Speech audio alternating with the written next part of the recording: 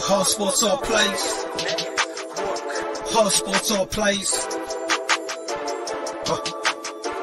365, we making up plays. We talking the game, get you through the days. We're high in the court, the dime in the lane. Variety topics, living the same. All presentation, sports information. In the airways, taking the nation. Hard sport all plays, like working your faces. Grace at the field, so tie the laces. Hard sports all plays.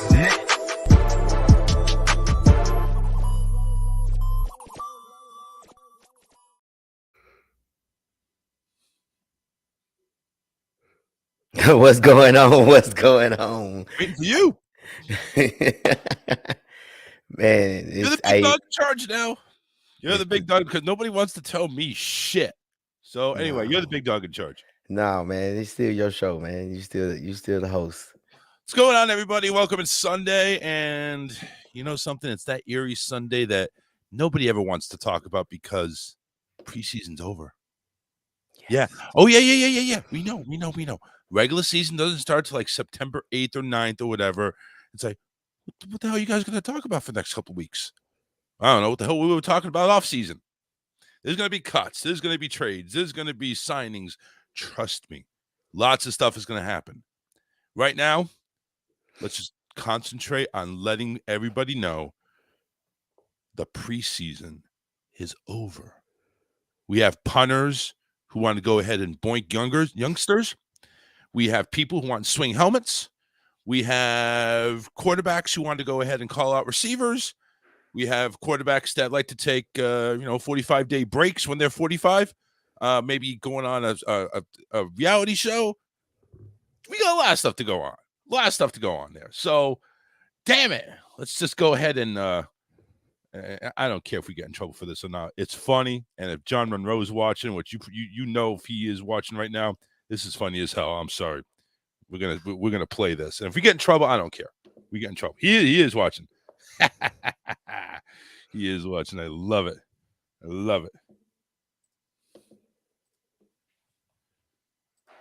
This is for you, John. Play it. Play. Some say only the seasons change every year. This team just comes up late. People always say they could win the Super Bowl. Add it. We heard the the video. people cry about Tony Romo. They're the Cowboys. They're always way over high. They've been average since 95. Why people act like that's Tom Brady? One of them's the GOAT, and one's baby C. And my McCarthy is no Bill Belichick. It's like the dude's never heard of Cotton's man. They're the Cowboys, the most overrated team alive. And I don't care if they win 12-5. They're a crappy team in disguise ever since 95.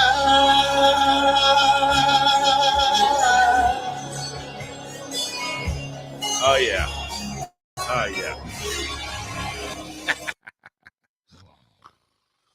Oh yeah.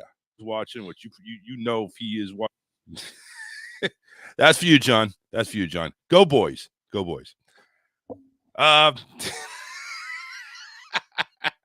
Oh, I saw that thing. I shared it to the page. I'm thinking, oh yeah, we got to go ahead and play this on the show. I don't care if we get in trouble. I don't care if we go ahead and get bumped off Roku or Fire Stick or whatever.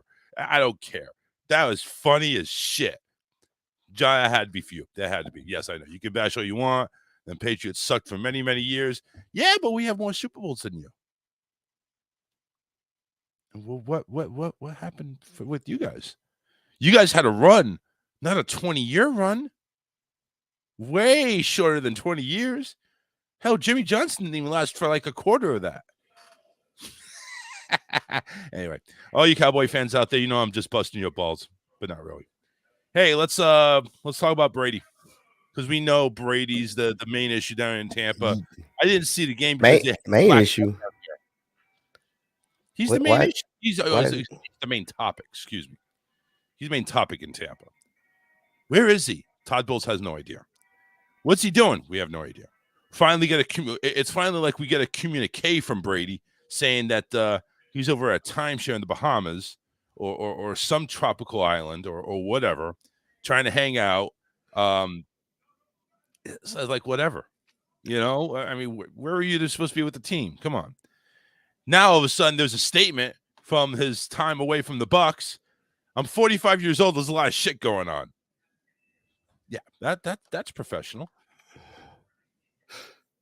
Coach, Yes, absent for all that time. And you know what? And again, it's not like he hasn't had time since February to hang out with his family, to go spend time with his family. What was he doing? Was he really on The Masked Singer? Are we going to see that reality show where whoever, I don't even watch the damn show, but we're going to see him just pop out of a costume, say, yeah, it's me. I mean, what's the deal with that thing, man? What he could have went on vacation with his family all over the world the time he had off before mini camps or voluntary camps or whatever. We know he wasn't going to play in a preseason game. We know that up until the last one, but we know he's not going to play in much, but he's got to practice with the team. You got new receivers. You got a new head coach. Okay. What are you taking time off in the middle of the preseason where you need to be there to work out with your team? Now you got a banged up offensive line. You're not going to go ahead and get in communication with them? Huh? Coach, explain that to me. Do you see any sense of a 45-year-old quarterback, new head coach, a messed up offensive line, a new receiver who also is probably going to be a Hall of Famer, but a new receiver to go ahead and get, some rhythm with? Two new receivers and a tight end, if you want to be exact. So let's talk. What the hell's going on? Why take this time off? Because he's 40-some years old. 45. 45, about to be 46. Or he turned 45. Yeah. Well, it doesn't matter. He's fine. Because you know what he was doing in February? He was throwing with his new weapons. He wasn't playing in the Super Bowl, I can tell you that much. You're right. No, I'm sorry, not February. It was March when he said he was coming back. Then June, April, then May, then June, then July. It was already a plan. From what the head coach said, it was already planned months ago. So they had to plan it. So he missed 11 days. He didn't miss much. Sure. And I say he didn't miss much because guess what? When he came back, everybody knows when Brady's there, he's there. He's in, locked in, ready to go. Mm-hmm. Listen, I'm not doubting Brady. He went 6 for 8. He went 6 for 8. I don't know how many. I didn't watch the game, but he went 6 for 8. Yeah, that could have been checkdowns. Hey, that's fine. Okay. 6 for 8. Listen, I'm not doubting Brady's ability. I'm just saying right now, listen, you don't have the strong offensive line anymore. You got a lot of people banged up. You got a lot of people. You got to go ahead and you still have to call some plays at the line. You still have to go ahead and call coverages. You still have to go ahead and make sure everybody's on the same page. You can't do that if you're not there. You got to go ahead and get everybody in a cohesive unit. You got a new head coach. Yes, it's a coach that was there last year, but now he's got the reins. But to answer your question, and I said it from the beginning, the only one is the center was the biggest loss. Ryan Jennings. Huge. That's the biggest loss. The guard, not necessarily big. He played last year, but he was battling for the spot. So it wasn't really like he was battling for that spot. So it's kind of like, I'm not gonna say we weren't tripping, but he had some experience. We're fine. If we can protect it's the tackles and the center, we can help him out with the guard play. Because if you looked at even last year in the playoffs, it was the tackles. Because we gotta focus on the pass rush of a lot of and everybody we play, they have the ends. That's rush. So, and again, also I said it from the beginning, Charles. I'm gonna say it, keep saying it. Tampa Bay's not going to win the division. No, I don't think so. You're right. We're not. I said it from the beginning. We can't beat New Orleans in the regular season. The only, I don't even think it's that. I just don't think the Bucks are as good as they were last year. I don't see it that. I don't see it. Number one, okay, so we'll name some key inactives. Obviously, Ryan Jensen, his center, is gone. Gronk is gone, and Okay. Gronk was always that big threat in the middle. Even though he was more of a decoy than anything, you don't have it no more. Godwin is going to be out for a little bit. That's fine. But so Julio isn't exactly a game changer anymore. Julio's getting 1-on-1. Yeah, but Julio's getting 1-on-1. is he still going to be that explosive Julio? 1-on-1? Yes, at this late in his career. Yes. Okay. because here's my question. You're putting your second, third string guy on him. Not your first string, because you can keep him on Mike Evans. Well, yeah. Then you still have Gabriel, another big, tall receiver.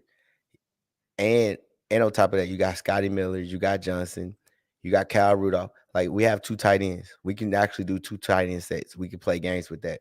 Okay. So there's a lot of things that we can do. I mean, don't get me wrong. Kyle Rudolph is not Gronk. No.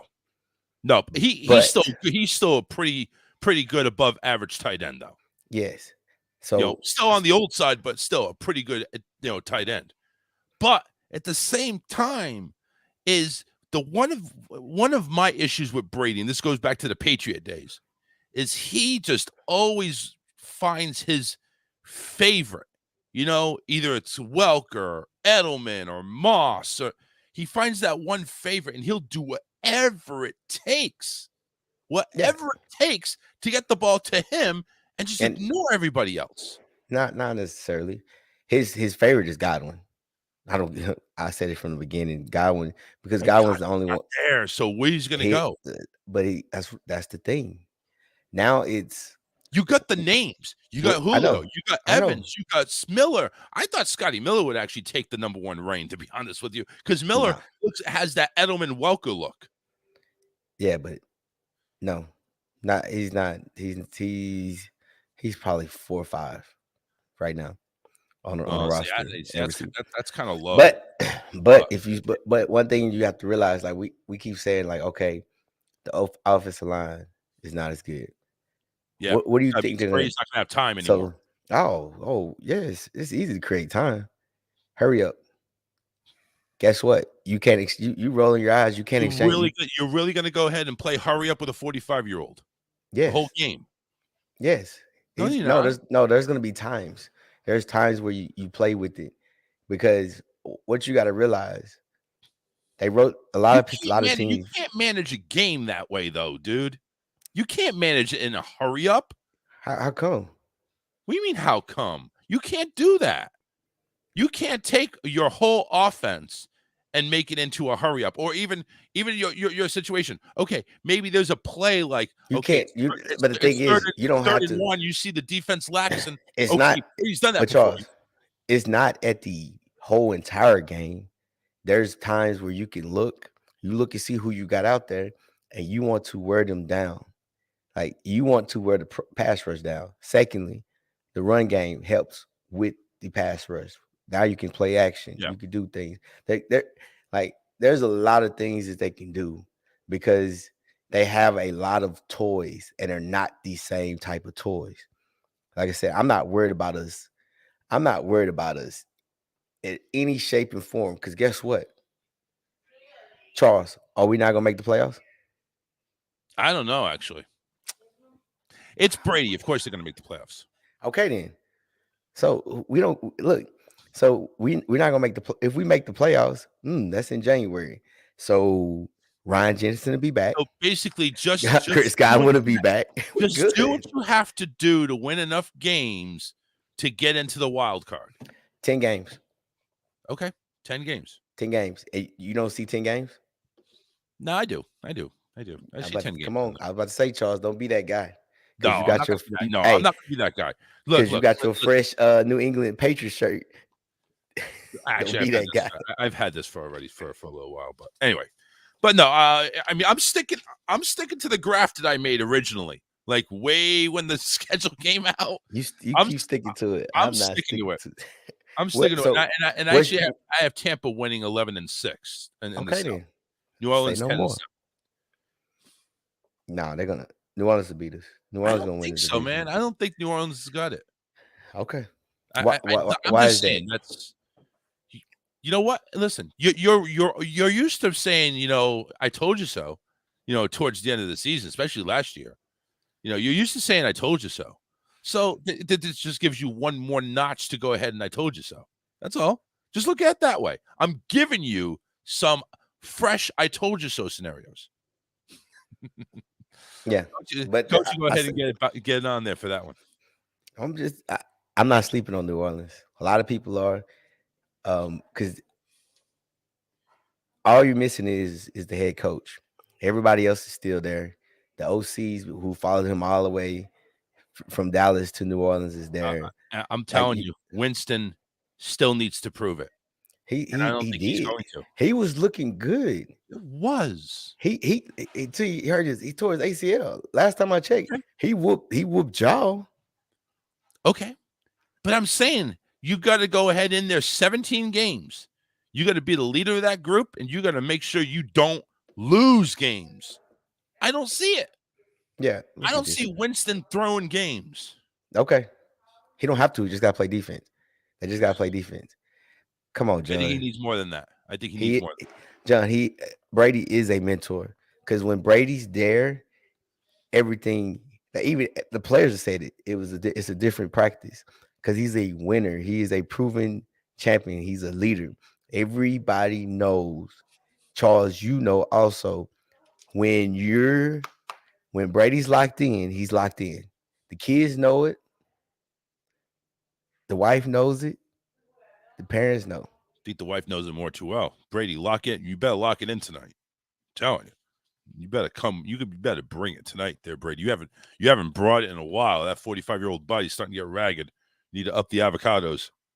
By the way, I got Tampa Bay winning week 1 against the Cowboys anyway. So just FYI there, John. Cowboys starting 0-1. As a matter of fact. Yes. As a matter of fact, Cowboys starting 2-4. Yeah, y'all secondary is trash. Your D line is trash. Yeah, you can't stop the run, so there's no pressure up the middle. And the running game's starting to dwindle every year. Yeah, it's like Zeke had his worst year last year, and then we're not previous worst year, but the year before. And guess what, John? One thing we do in Tampa, we gonna stop the run. We gonna stop the run.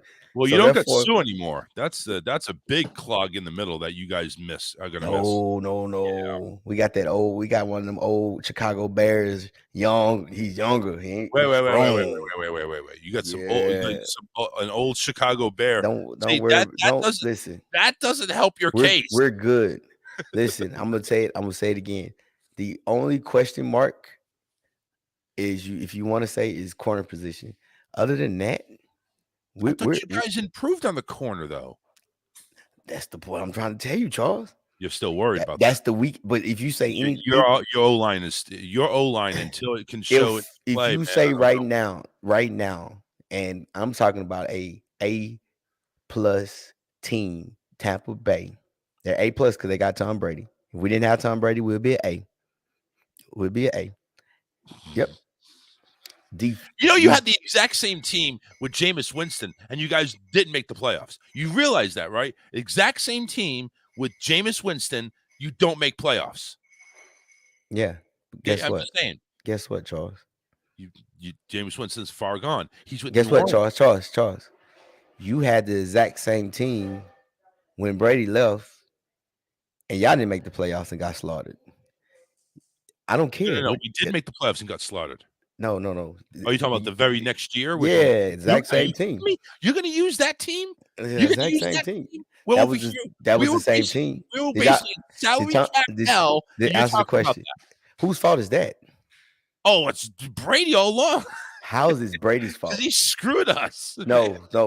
Time out. No. Listen, we're not talking about that. We're not. No.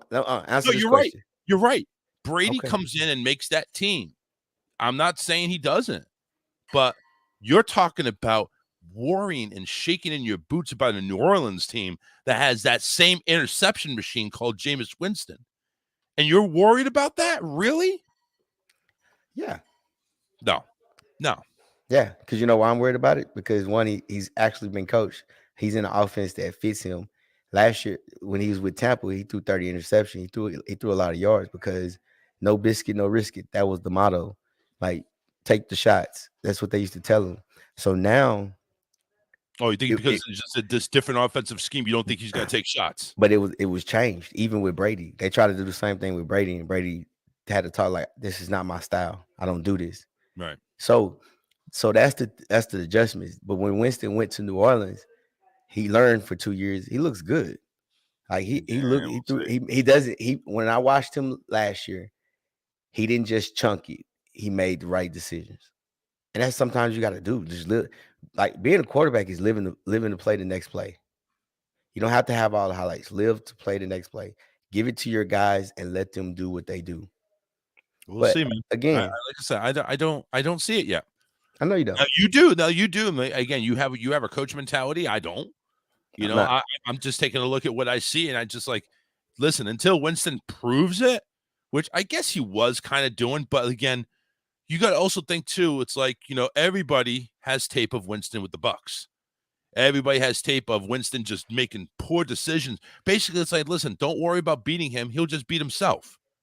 Now, with the first few games before you got injured in New Orleans, yeah, his TD to interception ratio was good, but can he go ahead and adjust to the adjustments that these other defenses are going to come bring them? It's like, we see something different here. Something that he's not the Buccaneer Winston, he's a Saint Winston, and now we got to adjust. Now, can he handle that adjustment? That's going to be the next step. Can he do it for 17 games, 16 even? If he stays healthy, but that's anybody, especially with more so him. If healthy, they can win 11, 12 games. They'll be top. Matter of fact, I say this: Rams, Saints, Bucs, top 3 teams in the NFC. No Packers. Rams, Saints, Bucs, top 3 teams. Packers defense is gonna be nice. I'm not sleeping on them. I don't trust Aaron Rodgers. I said it last year. Rams, Saints, Bucs. Those are the top 3 teams. But the Bucs, even if he's the top 3 for the Bucs, they're a wild card because they're not going to win the division according to you. And that's okay. So they're a wild card. So who's the top 4? Who's the top 4 in the conference? In what conference? NFC? Who's number 4? Yeah, well, no, not number 4. Top 4, division winners. Rams, Saints, you got that. Those are your 2 division winners there in the East and South. Who's North and West? Eagles. I'm nervous. I'm gonna say Green Bay, just because I don't know exactly what the Vikings have, because they haven't really played everybody at the same time. That makes sense. So I hear what you're saying. I'm very, very curious because Justin Jefferson. So you think the North is pretty open? Yes. Okay. Because if anything like the coach comes from McVay and he runs similar to the offense, Justin Jefferson is going to have a huge year, like Cooper Kupp-ish year. Okay. Even with somebody like Kirk Cousins throwing the ball. Yes. Yes. Because look, what are you here for? He still was ranked top 3 in yards. What? In yards. So what do you think now that he's going to be when he's in that offense with that run game? No, I'm not. Look, that's the only. Like I said, I like it. I think the Vikings. I like the Vikings, like on paper, but I got to see how it all comes together. Yeah, is there going to be camaraderie there? You know what I'm saying? Is there going to be unity in that community? And then even Justin Jefferson came out. He see why Cooper Kupp was always open because he's playing the same position. Yeah, and he is I don't care what you say, a better athlete. But you don't have the same receiving core as you see over in the Rams and with the Vikings. Yes, you don't have the same. No, you don't. Adam Thielen is not no slouch. I didn't say he wasn't a slouch. I'm just saying he's not in the Who- same category as who- Cup You don't have to be or Van as who. Jefferson over there. Oh, you Come cheek, on. Allen. Come on, Charles. You would And pick. also at the same time, it's like you think they're going to run two similar type of offenses. That's Remember, what they. OBJ was over in the Browns and he got barely used. Goes to the Rams and he's like one of their all-stars. I mean, Charles. it's the same type of deal. You have to be in the right offense. You think Minnesota's got the right offense for the talent that they have? If they run from what was told, they're running similar. It's similar. Not everything is not exactly like the Rams. Just like the Cincinnati game. Right. The Cincinnati in the Super Bowl. Basically, and the Rams said it was like, hey, it was like going against our offense all over again. Because he ran exactly the similar offense, and it's usually what you do. You take from, because think about it. You got the head coaching job because of what? Because of what the Rams did offensively. You were part of the offensive coaching staff. So guess what? You're going to run similar because that got you the job. You might have little tweaks and everything else, but if you match up player for player, better running back is Dalvin Cook. Quarterback is the Rams. Yeah. I would take Justin Jefferson over Cooper Kupp. Ooh. Okay. I'm just doing because I may have a different take on that, but like athletic ability, Justin Jefferson is the truth. I would never take that from him. I would take Adam Thielen over whoever they have as their second receiver. All right. Well, you know what? That's why they play the games. I got Minnesota 5-12, so. Obviously, you see it much differently than I do, which again, another I told you so moment towards the end of the season. One of us is going to say one or the other. I just said I just have to wait and see how the offense now let me ask you this. I couldn't give you the head coach's name for the life of me over in Minnesota. I could really care less. But do you think his job's in jeopardy if he has all that talent and can't muster up 5 or 6 wins? No. You're not gonna fire him off Why his first year. They won't fire him off his first year. Cause you know who they're gonna blame? OC? Cousins. I think he's in the last year of his contract. What if his stats are not like, he's got 3-to-1 touchdown interception ratio and throwing we'll just say 4,000 yards. What if he has all that? Like he's shown he can do the job. And all of a sudden, receivers are dropping passes, or he's they're not gonna drop passes. No, okay. I'm not even gonna do them like that. They're not gonna drop passes. All right, but I'm just saying, what if Cousins shows that he can throw the numbers? You still gonna blame Cousins? If they don't win this year, they're gonna blame Cousins. But again, like I said, I know there's a lot of questions. But I'm just saying, what if? It's more so for me. It's more so just the play calling and decision making, because that coach never been in that situation. That's the question. It's not the talent. It's not the skill positions. They have skills on both sides of the ball. Defense is gonna be okay. They're gonna be all right. But now it's more so how they're gonna do calling plays, getting these guys. Like I said, I hate watching, because that's the thing. When you watch preseason, you don't get everybody. So like you might have the starting O-line, but a different quarterback.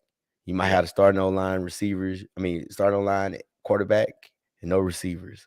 Like the tops, because nobody really plays all, because they do it in practice, like the whole joint practice thing. So that's where they get their reps from, because you can control it.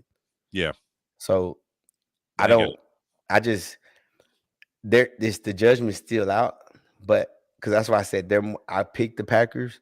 The Vikings is my sleeper, for the simple fact of the matter, I'm just still curious of how they're going to work together, if that makes sense. No, you're seeing how everything gels together, which is kind of like what I'm waiting for in Winston. I'm waiting to see if Winston can actually hold up for 17 games. I'm going to say, or maybe he shocks everybody. He's got 3-4 touchdown game, no interception games for the first couple of weeks, and all of a sudden the bottom falls out. It's just kind of like, see, how can you go ahead and handle it for the whole year? And if you can, great. You're proving us wrong. You're proving us wrong. You're giving us the I told you so, and great for you. But at the same time, you haven't proven it yet. Okay, yeah, you had a great few couple of games before you went down. Now all of a sudden you got to get back. You got to get back up on that horse and make sure you ride it really good. So and we'll see. We'll see. So that's the Saints got question marks. The Vikings got question marks. Another question mark we have going on in Seattle. Geno Smith has just been named the starting quarterback in Seattle. Are we really seeing Drew Lock being not really worthy of taking it? Because I saw Drew Lock play for Denver a couple of games. He wasn't that bad. Definitely could go ahead and hold his own.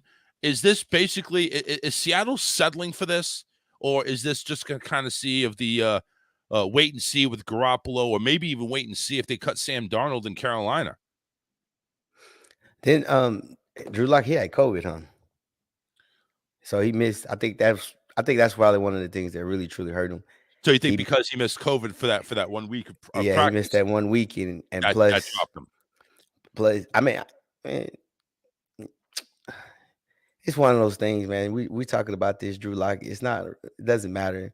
There's going to be a time in the season Drew Lock is going to play in the game. You think so? Like I don't see neither one of them playing a full season starting. Yeah, I don't see it either. Both of them have like injury prone issues. Like Seattle's not really tripping.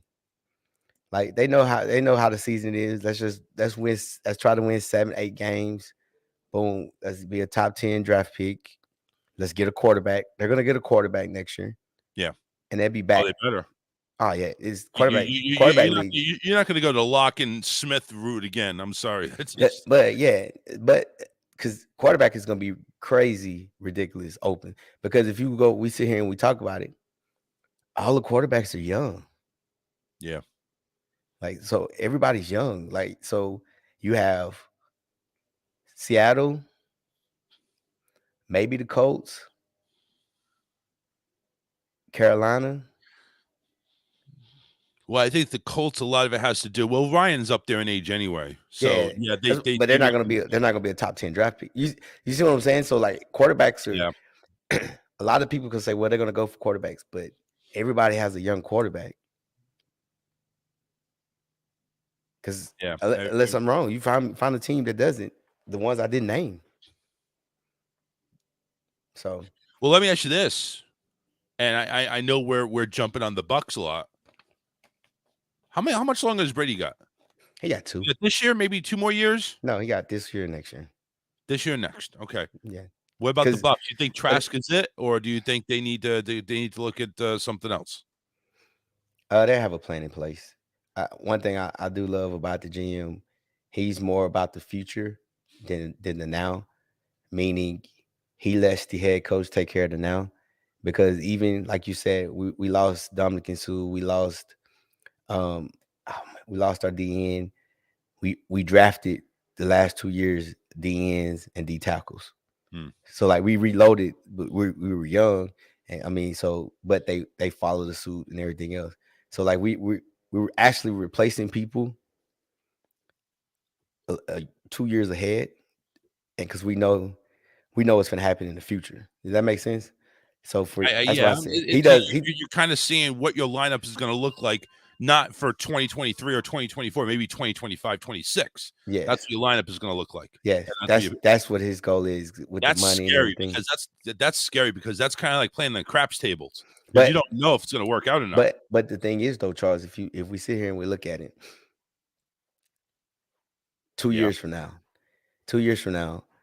your D line will still be stout. Your linebacker core will still be stout because you brought these young guys in early and learn and work with them. So they're for the cheap. Then on top of that, you lose Julio. But you can always draft another receiver. Receivers is in that same category as running backs. You can always get them. Right. All right. Well, there you go. That's what we're looking at here in regards to the NFC. AFC, a little bit more stacked, but we're going to go ahead and play a little game. Let's go. Yeah, let's go. We're going to go ahead and go. There's actually, there is still a couple of games left tonight or today. You got the Giants and Jets at 1:00, and then you got Detroit and Pittsburgh at 4:30 later on today. So preseason's not completely over yet. There's still a couple of games to go, but after today, you're probably looking at basically the general manager is going to have their week pretty packed. They're going to take a look at talent. They're going to take a look at who's going to stay, who's going to get cut. Overall, could you name maybe a player or two that's on the hot seat that you don't see making it? And this could be anybody. This could be a receiver. This could be a quarterback. This could be maybe even a cornerback that doesn't make it. Anybody you see out there that maybe is on the bubble. If you need more time, we'll do this next Sunday because I know this is kind of one of those things that just jumped out of you. But anybody you see that maybe don't make the cut, somebody significant. That I don't. That's the thing. That's a hard question because I really see everybody making the cut that is supposed to make the cut. Like you have, because anybody that's older, they probably would already cut right now if it was a waste of time. Yeah, so, that's what I'm thinking too. It's like at this point in time, you go ahead and you go ahead and take those cuts. So let's talk about number one. Let's talk preseason real quickly here. What we're gonna do is I'm gonna go down the list. I'm just gonna pick random teams, one from each conference, and I'm gonna tell you how they did. Usually, it's probably gonna be a good team. How they did this preseason. Does it or does it not roll over into the regular season? So what I mean by that is, say a team went 0-3.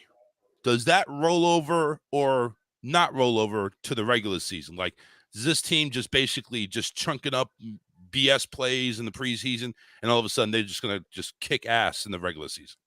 So let's start off first with the Chicago Bears. 3-0 in the preseason, not dominating. I mean, 67 points versus 45 points. They went ahead and they won those games.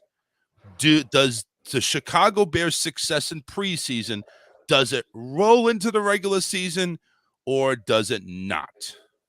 Not. Hell not. If you want to, no, man. Don't. Again, it's when you look at these preseason games, it depends on the team because, like you said, take Tampa. The starters really didn't play.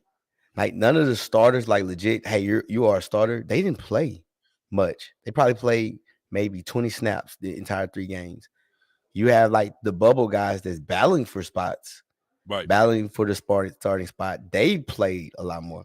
I mean, you take the Seattle, the quarterback challenge. They played a lot of time because why? Because trying to see who the starter is. Carolina's the same way. But guys, a lot of teams really didn't play their starters. So now with the Bears, Justin Fields played a good number of snaps. He went 14-16, 156, 3 touchdowns, and he even ran for 11 yards. But he had to though, Charles, because knew everything. New GM, new head coach, new receivers, new O-line, same running back, but that's it. And so he had to play. He had to get snaps. He had to get reps. Because for someone like Justin Fields, this is a learning year. This is basically his rookie year all over again. Because now coming into, if Chicago has the plan, because they're gonna have all this money after this year, because a lot of people are gonna be free agents. Now I can see what I can build my team around Justin Fields, what receivers that fit him, what O-line that fits him. If that head coach, which is he thinks like that, you build your team around Fields. So got Isaiah Coulter from the Bears, 3 catches, 61 yards, and guess what? He caught all 3 of his targets, so he was 3 of 3. Dante Pettis, Cole Kmet also had 3 catches. Both of them had a touchdown apiece, and Ryan Griffin had the 122-yard touchdown, his only catch. Is this enough for Justin Fields to work with, or he doesn't matter? That's all he got. That's all he has. That's all he got. I mean, because you're not gonna spend no money right now to bring anybody in. You're just gonna wait till next year and you can budget it. You budget it right. But right now, that like I said, this is for Justin Fields. This is a learning year to be the leader, to Okay. coach on the field, to understand the game, because basically he has to know what's around him. He has to know what everybody's doing. Last year he didn't have to as much because he had more veterans. Right. Now it's you're the veteran right now. You're the leader. All right. So that's the Bears. Let's go on the opposite end, all the way to the AFC East, and let's talk about the team that played 3 games and had a pretty substantial difference between points allowed and points got. 38 points is the difference. 87 points got, 49 points given away. Miami, 2-1. Tua throwing some pretty nice passes to Tyreek. Are we over the Tua train, and are we jumping on board? And does this 2-1 carry over to the regular season? Yes, I'm on it. I'm on that thing. I always said one thing about Tua. With everything that Tyreek said, him being accurate, that is correct. Yes, but within 10 or 15 yards. Yes. We're not talking about the 25, 35-yard bombs he's been throwing. So this is the thing that I had to go back. I had to look. I'm like, okay, let me read some stuff on Tua. Let me look at the stats and everything else. He's accurate deep. I think he had like percentage wise, but the issue is he doesn't throw it deep. Like he doesn't takes those shots. But I like what Miami's done. New head coach came in. Head coach talked. I don't know what the head coach, he must have talked to the owner and said, hey, we're living and dying with Tua. He's no different from Jimmy. Matter of fact, I think he's better quarterback throwing wise than Jimmy Garoppolo. Probably. So him and the GM came in like, hey, give me running backs. Keep the tight end. Give me my left tackle, because the O-line was trash these last couple years. They rebuild the O-line, and then all of a sudden, hey, y'all want to get Tyreek? Shoot, let's go. Because think about it, defensively they was good, and the one thing when they got Tyreek in, you have to praise Tyreek no matter what he said.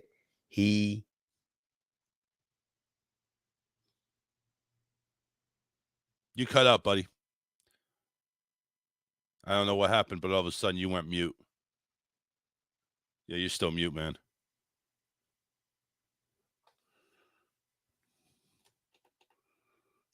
It's not on me. And if people can hear you, I can't hear you, and that's a problem. Can you hear me? Yeah, there we go. All right. We got you. So I don't even know. So one with Tua, you got to remember his first 2 years there, everybody hated on him. The head coach, the news, ESPN. Yeah. When Tyreek and the new coach came, they praised him. They gave him love. Now he's probably and they saying he's the first one there, last one to leave. He's watching film. On the off day, he's coming in watching 4 or 5 hours of film. He's going back to what he was in Alabama because he felt wanted. He's wanted. So I really think, again, I think Miami is going to be one of the teams in the AFC East that has a great. I'm not going to say they're going to make the playoffs, but they're going to be running for it all the way in. I think they're the second best team. Sorry. Second best team in the AFC or second best team in the East? East. Okay. East. So yeah, obviously Buffalo number 1, Miami number 2. Yes. All right. You at least have New England at 3. Yeah. As long as we beat the Jets, I don't really care. Y'all gonna beat the Jets. I don't care. As long as we beat the Jets. Hey, all Bill has to do is get that stare like this, and that's a win. When they gonna look. Head coach gonna see Bill with his cutoff sleeves, his hoodie. Oh, it's over with, guys. he brought the hoodie out. Oh man. Let's talk about a team that did raise a couple of eyebrows. I'll do a twofer on this one. We're going to go to the South. The Jaguars went 0 for 4, giving up almost 100 points in those games, which is a lot. I take that back. For 4 games, it's not too much, but they didn't score a whole lot. Houston, on the other hand, went 3-0. So my question is, does Houston and Jacksonville, do they ride the course? Does one turn it around, one don't? Or do they both turn things around? Kind of a double. We're doing an AFC South combo here. Texans and Jaguars. Texans show they can win. Jaguars haven't won yet. I think both do. And I'm gonna start with the Jaguars first. I think they'd be better, but they have to reload on the defensive side. Offense is gonna be better, but they don't have they need some guys. They don't have a pass rush. So I think that's one of the things that's gonna hurt. Defense they're gonna give up points. But when you look at the team as a whole, they're gonna look better. So I mean, even though they drafted the DN, he's gonna be more athletic that they give him for the pass rush, but you need more also to help stop the run, especially in that division. So they'll be fine, but they're like a 2-year, 3-year team, if that makes sense. Now this year, over under 7 wins. Under at 7, right at 7. Okay. Now I'm not gonna lie to you. Now the Texans, first off, I love Lovie Smith. Lovie. I think he does a great job. He's an East Texas boy, so I show favorites towards him. And I went to the Texans training camp. Went up there, nice. I like how they did practice, how they break stuff down. They're gonna be all right. The only issue that I have is the quarterback spot, because watching him, he doesn't take any deep shots. Like I seen the whole entire practice, 2 deep balls that was over 20 yards. And like is when that they by went, design, you think maybe they're not. That's not their game plan this year. But they were open. Like he had 2 wide open. He didn't take it. He just take the shot. Is that Mills maybe not consistent, maybe not comfortable with him, or comfortable with his skills? It might be. But I love them. They're gonna be fine defensively. They're running a lot of man, and they're gonna get after the quarterback. That's why you drafted one of the top cover DBs, and that's the thing too. No one tested him, that top DB, so he's pretty good. Right. So I think, and one thing about Lovie, and we both know it, Lovie can get you a playoff team, and if luck happens, he can get you the Super Bowl. So he's like, I'll luck on that one though. But I said if lucky, I ain't saying this year. But they had a great draft. They they helped on the O-line. They put some guys on the defensive side. They're going to be fine. So I say 7, 8 wins. Because if you think about it, Charles, man, you go back and you look, should have beat the Patriots, should have beat the Colts and the Tennessee Titans at least once. But it's at the end. So again, now, do you think that's the talent level that's on the field, or the coaching level that lost in those games? I think it was both, because you had a new head coach. I still think they shouldn't have fired him after 1 year, but they beat quality teams. Like they beat the Chargers that everybody was praising. Like they gave fits to a lot of teams. It's just they couldn't. It's like sometimes when it comes to winning, it's you don't have that pedigree, or you don't have that guy that teach you to get it over the hump. And you go back, like even if you listen to Hard Knocks with the Lions, what did he say? We're there, but it's a drop interception here, or something here. Or maybe it's the Cowboys, where if you clean up the penalties, you go 17-0. Yeah. But that's the thing. Like you said, even with Tampa, when they had Justin Wilson, they weren't a playoff team. But once you got Brady, because you have somebody that's been there, done that. And so for them, it's more so learning. That's why when you look at these teams, it's always the same teams that's winning championships, because your best player 9 times 10, he's been there, he done that. Like Patrick Mahomes, he's been there, he done that. They had a terrible and they had a terrible beginning of the season. What happened when playoffs start clicking? Hey, we made it to the AFC Conference Championship. Like, so I think that's one of the things they're missing. The Texans, they don't have a dare guy. They don't have a leader that can say, hey, here's what we're supposed to be doing. Is Davis Mills the answer? Right now, he is. Right now. They don't have nothing else. Think 2024, 2025 GM. Is Mills there? No.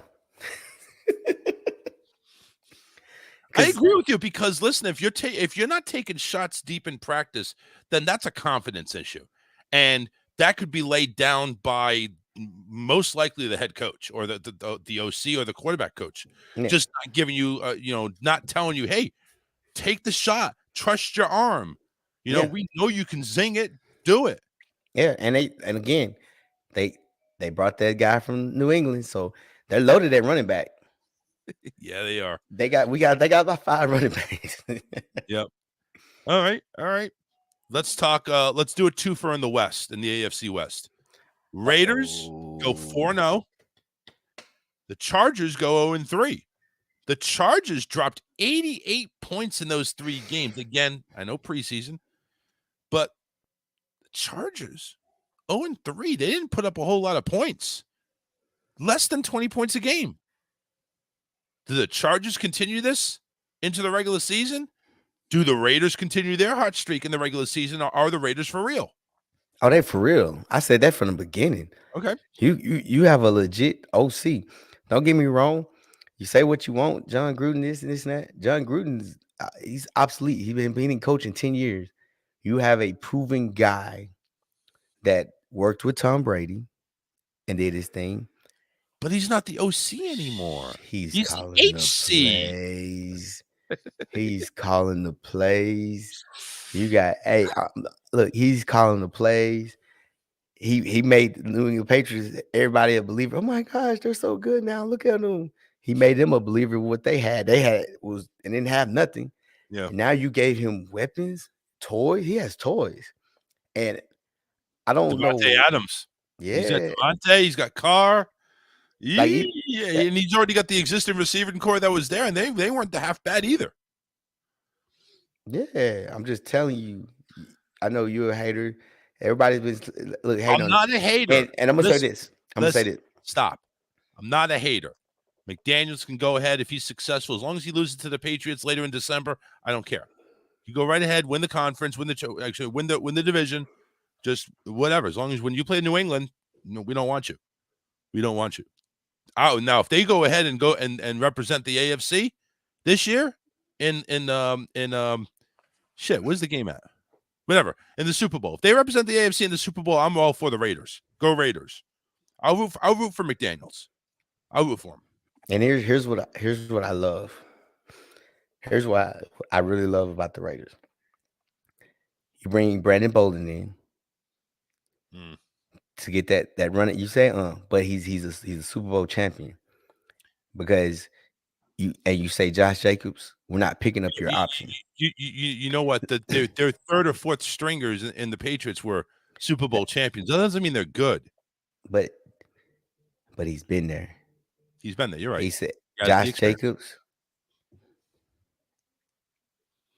Right. Josh Jacobs. Gotcha. Josh Jacobs. We're not picking up your option. No. We're not going to pick up your option. So this is a show me year. So he's going to run hard. Receiver core is nice. Nice. Top 5 receiver core in the league. And then I don't know why people hate on Carr. That was going to be my question. I don't know why. I love. What do you love so much about Carr? Tell me that. Is Carr the future for the Raiders? Yes. Okay. Because think about it. That's a no-brainer. So what do you love about him? Let's talk this. Let's talk this. So, number one, Carr's a short dude, 6'2". Nobody cares about that. Nobody cares about it. Okay. No. That's fine. That's fine. Now, Carr also last year had Mac Jones numbers, 23 touchdowns, 14 interceptions. Not going to blow you out of the water. And he started all 17 games. Yeah, but also last year, look what he dealt with. Well, but they were 10-7. He still got him a winning record. I know. That's what I'm saying. Look what he dealt. Wait. Before all that, his highest touchdown total is 32. That's his highest. What do you love so much about Derek Carr? Because he's a fighter. He's a fighter. Look what he dealt with last year. Still made the playoffs. And you know what, Charles? Let me ask you this, since we want to say that. If you had Devontae Adams last year against Cincinnati wouldn't have made it to the Super Bowl. They would have lost. I They agree. would have lost to the Raiders. I agree. I agree.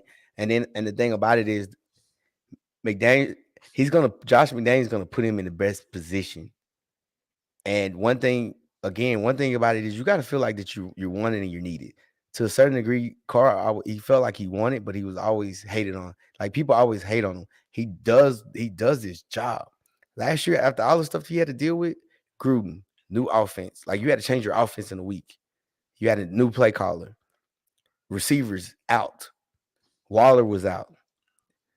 Josh Jacobs out. Like it's not like you had your aces, and now you restocked, you reloaded, and I love what they're doing. You have a running back, so you're gonna run the football. If Josh Jacobs can't do it, you got two other running backs that could take this place. That you got receivers. Devontae Adams is gonna take the coverage. Guess what? Hunter Renfrow is gonna have a amazing season. Now that receiving core, you have a proven all-star. No, Right. In people's eyes, what? He's top 2 receiver in the league. So now you have someone to work with. And guess what? Guess who his homeboy is? Who is his college friend? Adams. Carr and Adams. Let's go back one season. Okay. Jamar Chase. Number one, that's solid. All right. Okay. You made a point there. Bro, Chase. All right, I get it. Here's all right. What? So let's talk real for it. All right. Adams and Carr, both in their early 30s. Carr just signed a 3-year extension a few months ago. Huge 3-year, $121 million contract. No trade clause. He's there till 2025. Who? Is he going to be there in 2026? Who? Carr? Carr. What counts How old is Carr? 31? 31. He'll be 34, 35 when his contract comes up. Yes. Okay. What constitutes? You have all this firepower. You have this amazing offensive / head coach. What constitutes a good season, great season, bad season? Personally, bad season if you throw less than 30 touchdowns. Oh, you're talking about just a bad season for Carr? For Carr, yeah. I don't care about his stats. So what did you get all this firepower for? It's not, to me, it's not stats. It's just like we said about Lamar Jackson. Man, it's wins and losses. Okay. So let's reassess the question. What is a bad season for Vegas? How many wins? Not making the playoffs. Not making the playoffs. You should make the playoffs. Okay. You're on paper, everything. If everybody plays on paper healthy, you are a top 8, 7, 6, 17. So what if they go 10-7, and because the AFC is so stacked, 10-7 doesn't make you the playoffs? They're in. No. What if 10-7 doesn't? Does 10-7 still quantify as a successful year? No, because you make the playoffs. Okay. The year you go back, so it all comes down to making the playoffs. No matter how many, you must make the playoffs. Okay. I don't care about like you said about the Chargers. I'm not sold on the Chargers because I'm not sold on the head coach. You have the talent, but I don't think the head coach is worth. I mean, I don't think he's worth anything because he could have made the playoffs. All he had to do was tie the game. You could did anything but you went for it on 4th down. Like you was doing stupid stuff. So let's switch it over. So you say the Vegas going 4-0 in the preseason. That's going to go over to the regular season. You think they're going to be just fine, if not better than fine? Yes. Okay. Let's go to the Chargers. You said you're not sold on the Chargers yet. They went 0-3. Is this what's to come in the regular season, or do you see them bouncing back, maybe making a run at the playoffs, or do you still not sure? I'm not. Talent wise, on across the board, they're good. The issue is you got your D line injury prone. Khalil Mack and Boza. They're both injury prone guys. I just don't trust the head coach because he's gonna do. He doesn't. Sometimes you kind of he plays Madden, like go for it on fourth down, Right. on your side of the end, on your side of the field. Like there's certain things, man. Live to play another day. I know offensively you good. You have one of the top quarterbacks, top 10, top 15. I'm not here to debate it. Quarterbacks in the league, but he doesn't make the right decisions. So I think they're the third best team in the AFC West. Third best. I'm assuming Vegas and KC. Yeah, KC and Vegas. You're saying so Vegas and KC. You're saying KC still tops Vegas? Yes. Oh, yes, like convincingly. They still got that man, Charles. Regardless, they still got the man. But they don't Charles, have Hill anymore. Do you think they're going to be okay without Hill? Charles, listen to me. Okay. I love you, Charles. No, you don't. They still got that man. That's a different guy. Because guess what, Charles? He can scramble around and run backwards, and he can throw it like this. It still goes 6 or 7 yards.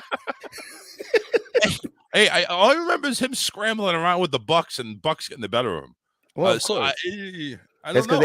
That's because they went to two. That's because they went to two safety high, and they played everything underneath. So where's the other 30 teams not scouting that two safety high defense to get rid of that? It won't work anymore because the receive core is 10 times better than what they had last year. Really? Overall, yes, you got route runners.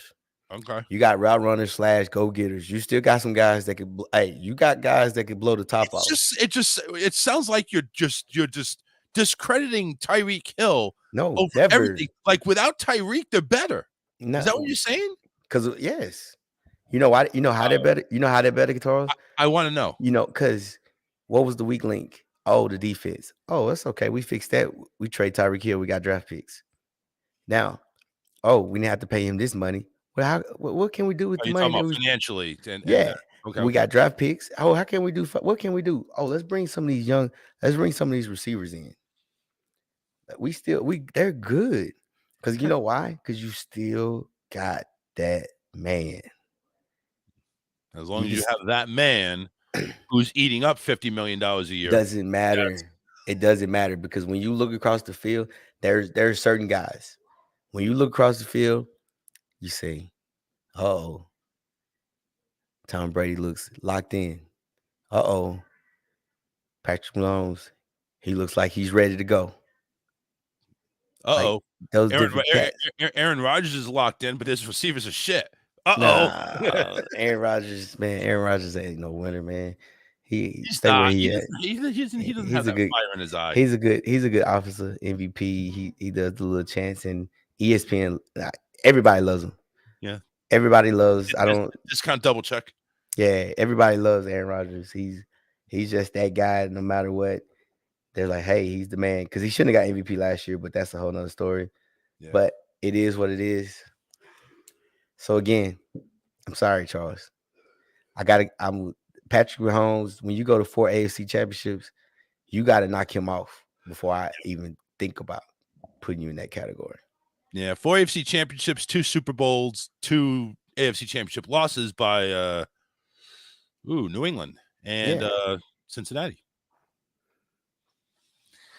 So anyway, let's move it on here. So we are our preseason highs and lows.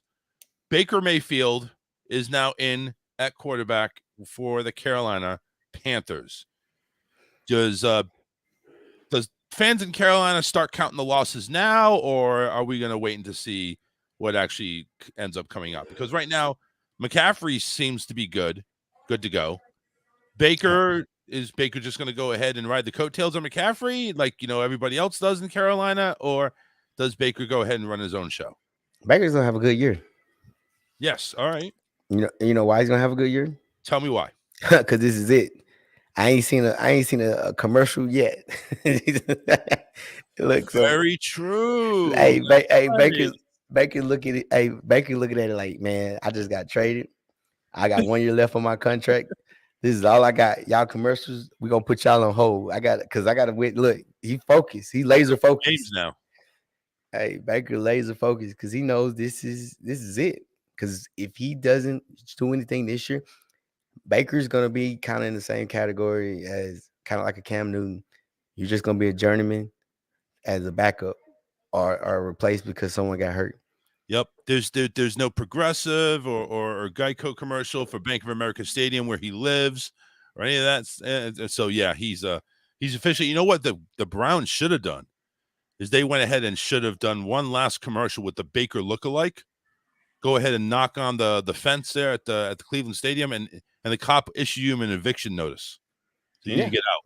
Yeah, get out. So he's Baker's gonna have a great year. I'm not gonna say great. He's gonna have a good year. He's gonna have a Baker. What's a good year? What are we He's talking? He's gonna have a Baker Mayfield year. That doesn't tell me much. Well, you know, every other because like with him, it's like every other year he has a good year. He's good year, bad year, good year. Last year was bad. Now this is good year because this is all I got because I'm at the end of my contract and no one wants me because no one traded for him. Like you look at like Jimmy Garoppolo. That's why like I'm saying right.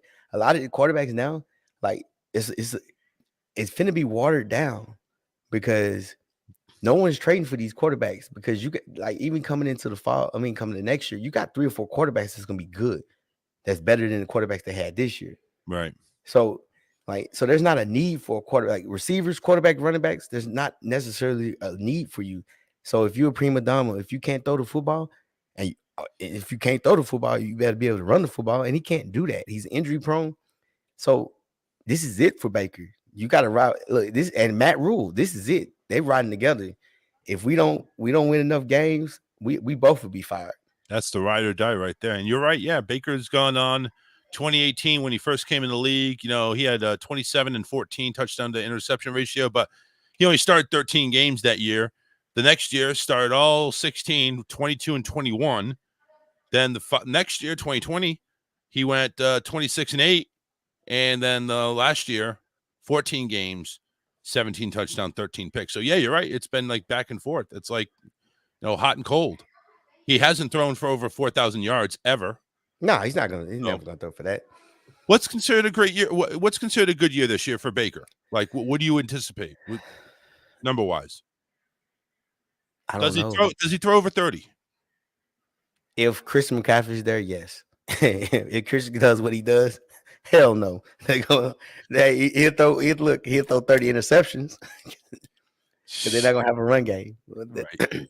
Like that's the thing. Christian, excuse me. Christian McCaffrey makes it go, but you have the receivers. I just don't think Baker is a good quarterback to sit there and drop and throw it 30, 40 times.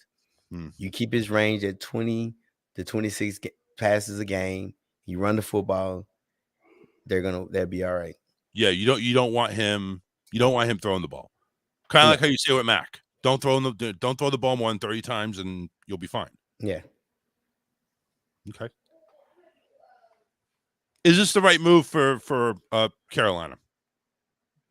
Or do you think this is the best of the two evils that they had? Because it didn't seem like neither one was really, I mean, there was a lot of news coverage on it, but it's like neither one of them really just shined.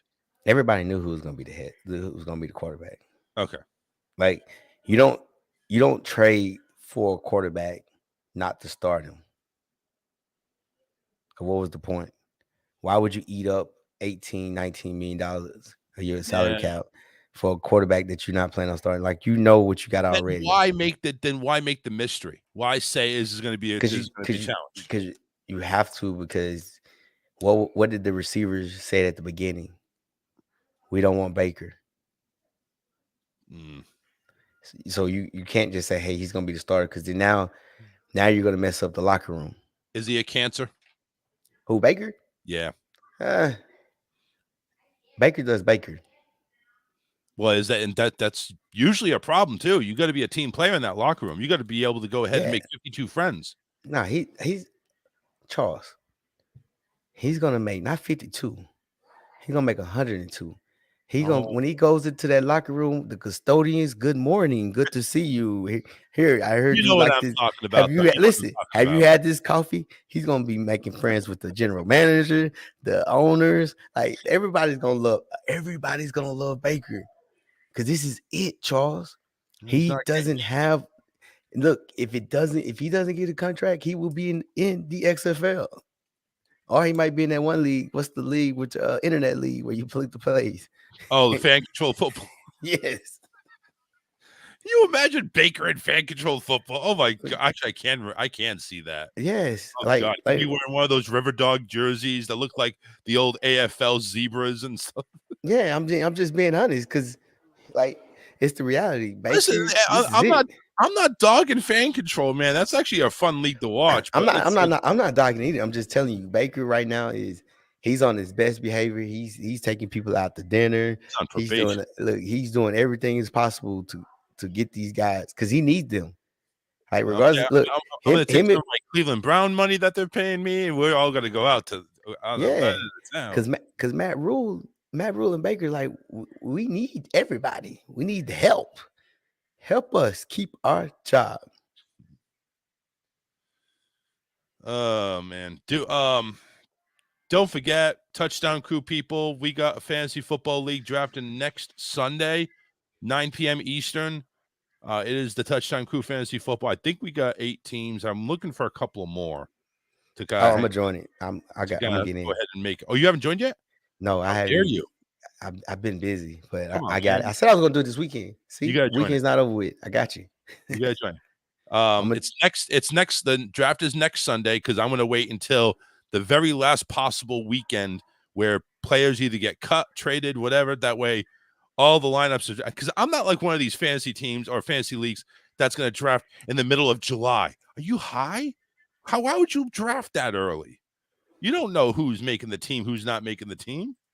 Please. Anyway, click on the link on the I'll post a link on the Touchdown Crew page and just go on in and join. Trying to get 12 teams. And I think we have like either 7 or 8. And draft is next Sunday, 9 p.m. We want everybody to be there to draft live. So make sure if you can join and draft. It is free. It's a fun league, but also we need people that want to play, not just we need to go ahead and just join and we'll never play. So screw you guys. I'll kick your ass off there. But yeah, that about does it, except for one last thing, and that is, of course, Buffalo Bills with a punter problem. That right there is got to be the most. You know what? And let's take a look at this, because with Matt Araiza getting allegations, and again, allegations. Ooh, this sounds familiar. Allegations. What type of penalty? I mean, number one, they released him. I don't think he's going to get picked up by anybody, honestly, even though he could go ahead and kick that ball 70, 80 yards. Nobody's picking him up, not with this. But with this type of allegation, we're talking about gang rape a minor with his frat buddies in college. This should be not just an extreme circumstance. This should be like lifetime ban. And again, these are allegations. There hasn't been any like guilt with this. But still, didn't we have something similar to where somebody was going to get suspended for a whole year with allegations? Multiple allegations? Now you're talking about a minor. Dude, this has got to stop. I mean, if the NFL is going to make any type of statement, and of course they go ahead and screw up the Watson case, I think they need to make an example out of this guy.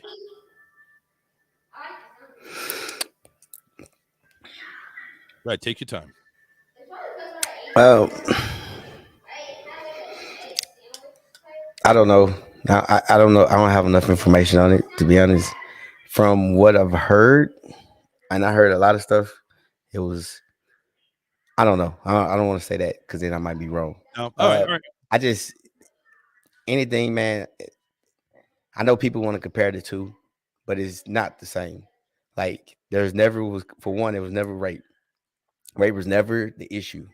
It was more I felt uncomfortable and I felt like I had to like do things, but it was never like forced upon. You know what I mean? Okay. So and the whole minor thing, because it wasn't last year. It was what 2 or 3 years ago. Yeah, it was a couple of years ago. And I don't know how. I don't know. She's a legal adult now, but I'm just saying that when at the time she was- wasn't, and she's yes. definitely in the statute of limitations. So, and that's the thing. I don't know the statute of limitations of California because it was in California, and I don't know how old he was exactly, why he was in California, and it was at a college party, so it was like a lot of questions. You know what I mean? Which, Like, why is she there in the first place? yes, and where was it at? There's a lot of questions that, because I'm asking, I have to ask myself before I just jump. I'm not going to jump to conclusions on it. I'm kind of be like, Buffalo's. They say, hey, this is Buffalo was smart, cut him just for the simple fact of the matter he might be innocent or not. Yep. You don't want that drama, especially how you guys are doing in the play right now. Like you are considered a Super Bowl contender, so pick to win the Super Bowl. Super Bowl. Yeah, you are picked in a lot of people's eyes to win the Super Bowl. Yes, so. Yeah, you don't want to have this ugly stuff right. You don't want to do. You're Cleveland. You're used to this stuff, but not Buffalo. Yeah, but Cleveland knows, man. After week 12, by week 15, if all this will be done, no one will talk about it anymore. It's done. Yeah, this is the punishment. There's no double jeopardy in NFL, right? They're not going to go and say, "Oh, well, we changed our mind. We're just going to give you more." Yeah. Now, there is one thing that's the catch with the Watson case is he has to go through. Psychotherapy or something like that in regards to he has to comply with that. He needs to. If he doesn't comply with that, which he's dumb if he doesn't, he needs to. That could go ahead and turn into a full year. Yeah, he got $200 million. That sucker. Yeah. He needs to. He got issues. He did some things, but that's over with. I don't know, Charles. Like I said, it's so much because I don't know all the rules and the laws of California because it's just crazy thing. Like what people said, they said this. And I'm not trying to go off subject. Take OJ. If they said if OJ was in Texas, he would have been electrocuted. He wouldn't have got off. That's what a lot of people say down here. So the laws are different from state to state. True. And so I don't know. Like I said, I can't speak on it. And it's because it's a hard thing, especially when you say rape with minor. And that automatically. That's what I'm saying. That just makes it even more disgusting, more erroneous. Yes. It's horrible. I mean, to the point where the one facts that I did read was the girl was drugged. She remembered going to the party, then waking up while they were harassing her or assaulting her. If you know what I mean. Yeah. And then not remember anything the next day. So it's like they drugged her. Yeah. So. That's why I don't know. But anyway, that's something if you want, we can research and do next week, or we can just say, he's not part of the league anymore. Let's just leave it. We'll talk about it. We'll talk about it in the chat. All right. Definitely not something that would have any legal implications, but apparently the Super Bowl rematch between the Rams and Bengals took place not on the field, but on the practice field. And apparently Aaron Donald it wasn't enough that he got in the backfield and killed Joe Burrow. No, he needed to take a couple of Bengals helmets and swing them around like he's a lion tamer. What do you make of this Aaron Donald situation? And does there need to be some action either by the Rams, because the league says, well, it's practice. We don't get involved in practice. What kind of action you think they should do? I think at least a suspension or a fine. Which one? Probably a fine. Why? I'm just saying, because that is kind of detrimental. That's conduct unbecoming of a player. You're not supposed to do that. You're supposed to. Now, yes, I understand there's scuffles and fights, and that's even with your own team. But it's like when you go ahead and start swinging around, weapons are all over the place. Yes, helmets can be considered weapons, and then it's like that's a little bit different. That's a little bit of a different take. You know, Here- that's taking it above and beyond a scuffle. Here's my issue. NFL, they just played in the Super Bowl. Why would you have them? We just played in the Super Bowl. They played in the Super Bowl They 6 did months 6 ago. months ago. That's Why not would just playing. Yes. Why would you have them practice together? Like I wouldn't put them in a preseason game. See, the thing is, listen, what happened in the Super Bowl is done. You it doesn't matter what you do. Look at Cincinnati. Okay, Charles, go ahead. Charles. Listen, this is your expertise anyway. Charles. No. I'm about to get you right here. Go ahead. What you just played at the very beginning of our show. Oh, the Cowboys? And then yes. And what'd you say? We got more Super Bowls than y'all. Yes. So think about it, Charles. You're playing, it's hot. You're hot. Since he's mad, someone said something. And what do you think they said? Hey, that's why I got a Super Bowl. And came out and probably put their hands up and waved. Get you one of these before you say something to me. No. Aaron Donald, the one who won the Super Bowl, is swinging. Hold on. It's hot. And people talking noise. Because now, think about it, Charles. Think about it. You just bought you a whole new offensive line. Right. You just bought your whole offensive line.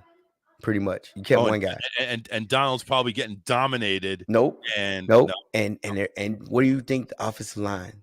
The reason we lost is because of us. That's probably what they heard. We got to set the tone. We got to let it be known. We got to see, because look, heck, coaches, that's how they're talking.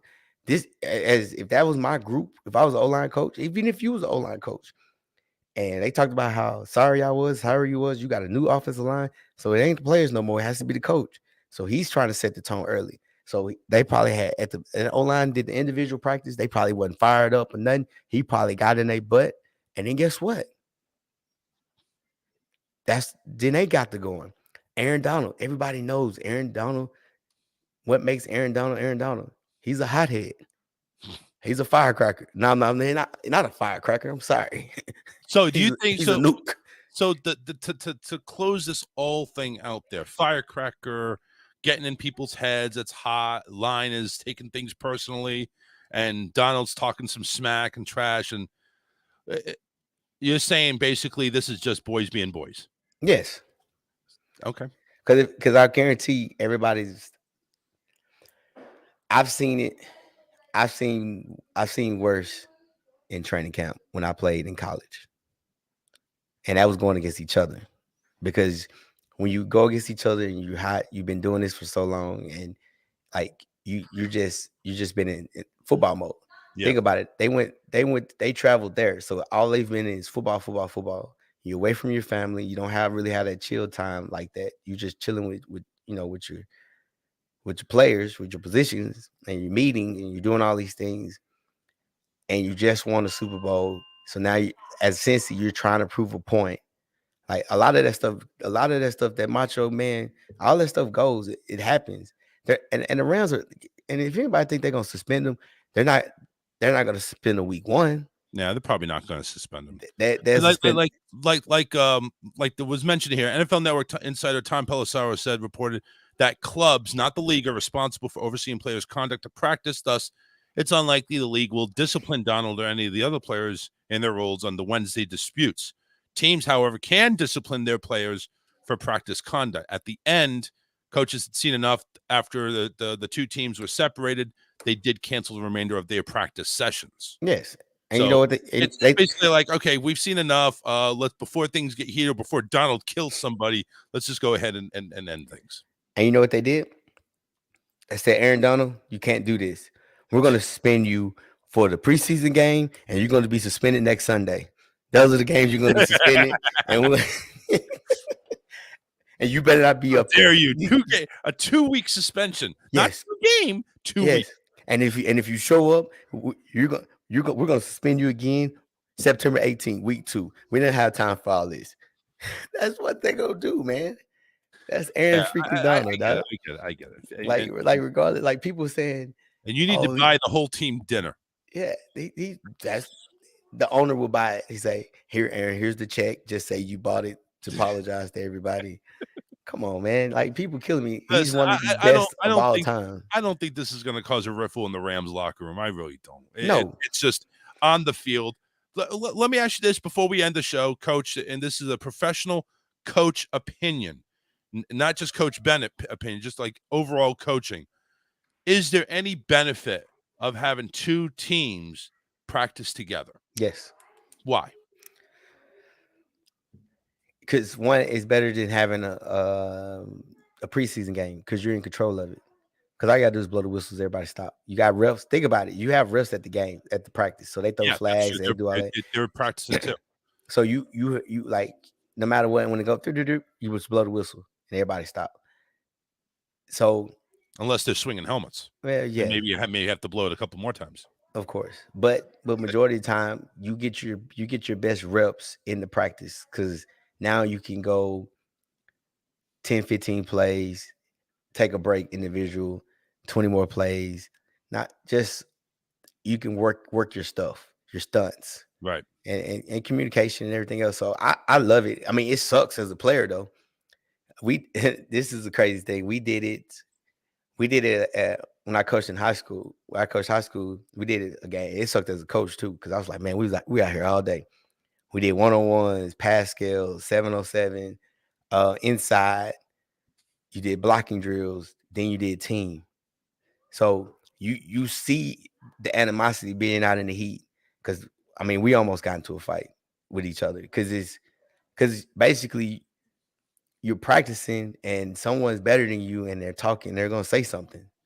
So I think, isn't it kind of like simulating a game situation anyway? But that's what you could do, because you could do 2 minutes. You could do 2 minutes at the end.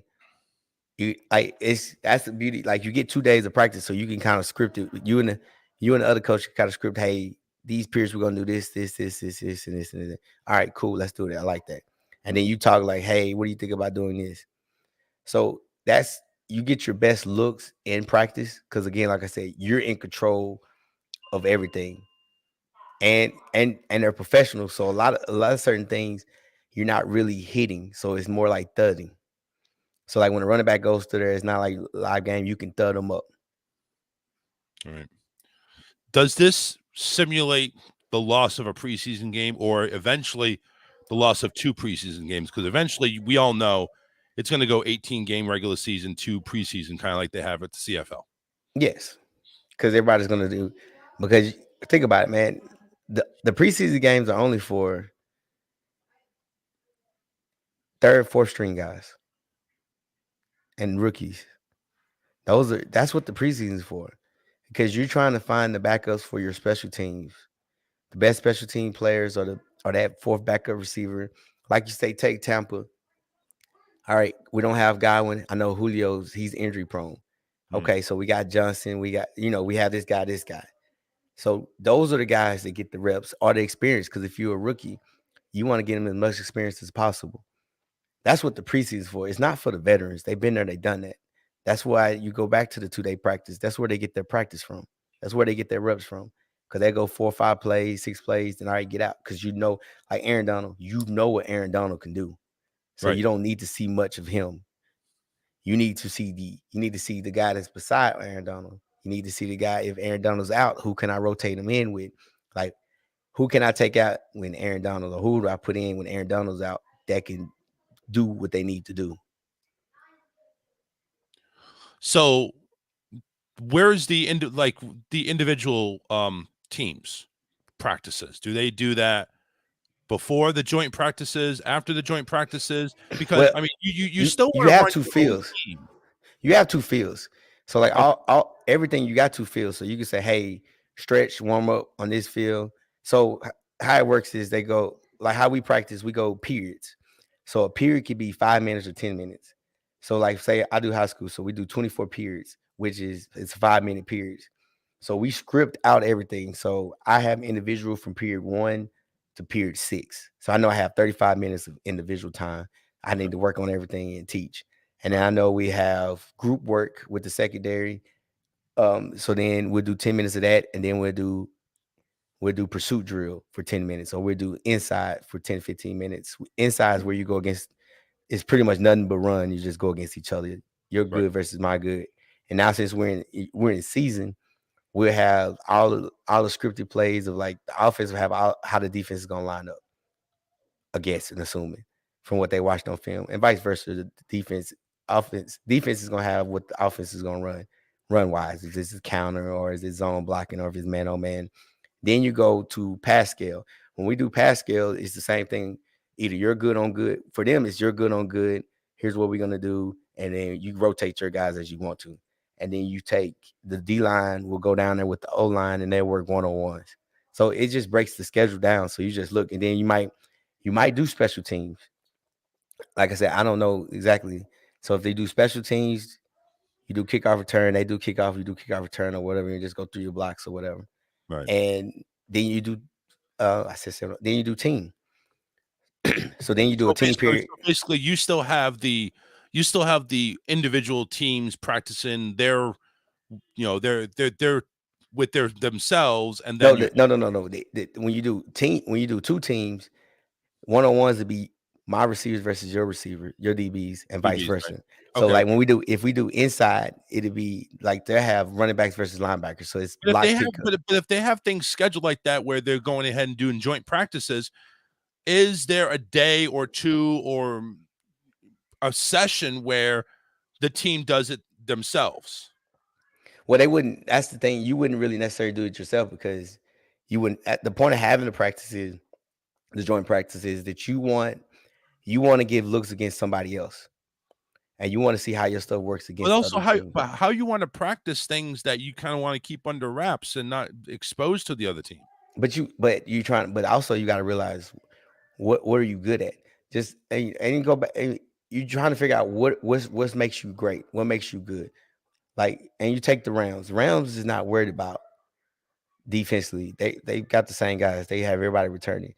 Now the issue for like Cincy wants to know, can we withstand that D line?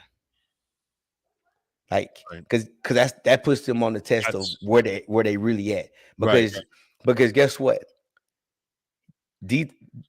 Cincinnati's D line is not as good as the Rams D line. And that's just like we flipped it over. You say the Bucks. I say we're gonna be fine because guess what?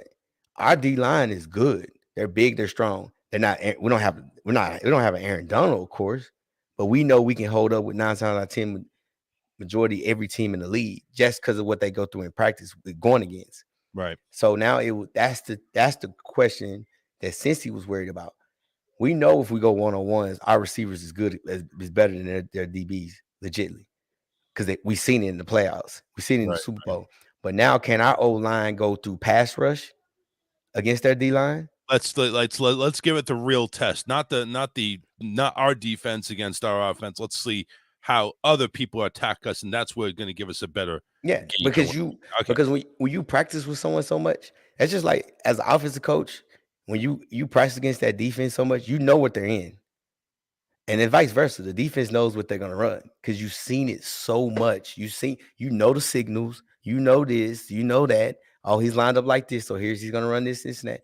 So like, it's from you're just playing off of instincts. Now, once you play against somebody else, you're playing off scheme, right, of how your scheme's supposed to be. So it's good. It's good work, and the 2-team practice is pretty much gonna take away the scrimmages. I mean the preseason games, but there's still going to be a couple of games where they're going to play because I mean nothing is going to simulate as much as you want to. Nothing's going to simulate 60 minutes of actually official called football in a stadium. Without a doubt. So, all right, hey, listen, we're over time. We're going to go ahead and wrap things up here. We want to say thank you very much for watching. We're part of the ASAP Network. Coach, listen, you're actually the in lead control over here. So you go ahead, say what you got to say, and get the hell out of here. I know I was looking for the thing. Hey, say, man, it's been fun, man. Hey, next Sunday, let's do it. Let's do it. We're ready to rock and roll. Sunday, 9 p.m. That's our draft day. Next Sunday, we will start our picks because the Thursday after is the first opening game. And then, of course, Sunday, we'll pick the Thursday game. Okay. That's what we're going to do. We're going to pick the Thursday game. And then Sunday, we'll pick the Sunday afternoon games because we start rolling. We start cracking at 10 a.m. Eastern, right before the first kickoff. Ooh, I'm so glad I got the Sunday ticket again because my Patriot games ain't going to be on that much anymore. Yes, sir. Sorry, they got the Dolphin game. That'll be on local TV. Anyway, so we're out of here. Peace out, everybody. Whole sports all plays. Yeah. Whole sports all plays. Whole sports all plays. 365, we making a plays. You talking the game, get you to the days. We're high in the court, the dime in the lane. Variety topics, living the same. All presentation, sports information. In the airways, taking the nation. Sport all plays, like working your faces. Grace at the field, so tie the laces. All sports all plays.